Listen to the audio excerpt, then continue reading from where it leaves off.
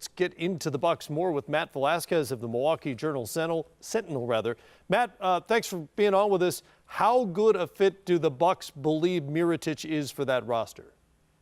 Oh, I think they think he's exactly what they needed, what they've been looking for a while. He's a big man who can shoot, and obviously they've put a premium on shooting this season, putting as many three-point shooters around Giannis Antetokounmpo as possible.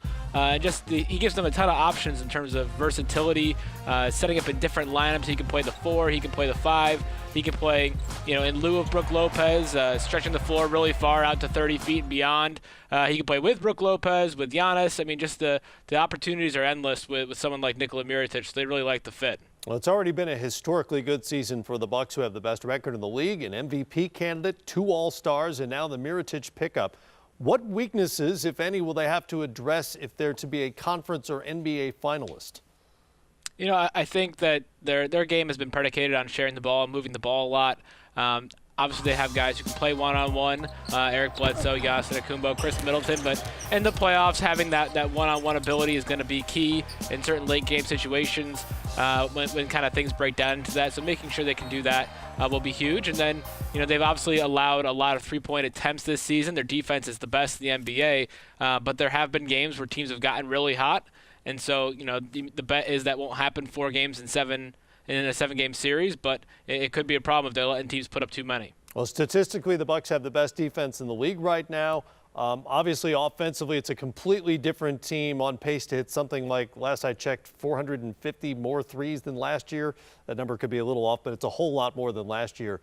In terms of Giannis in particular, what's Bud Ball? How has it impacted Giannis's game? Yeah, I think he's just seeing a lot more space because teams have to decide whether or not they're going to, clog the paint. And if they clog the paint, he is more than willing to kick out to open shooters who have been just surrounded him in every position. No matter what, he's always got guys who he knows exactly where they're going to be, and they're confident and ready to shoot. And if teams don't clog the lane, I mean, there's not really very many, if any, guys who can stop him one-on-one in this league. And so when he has a full head of steam going and can get to the hoop, he's scoring at just, really fantastic rates that we haven't really seen since Shaq. Hey, what were the reviews for Giannis and his job as a team captain in the All-Star draft yesterday?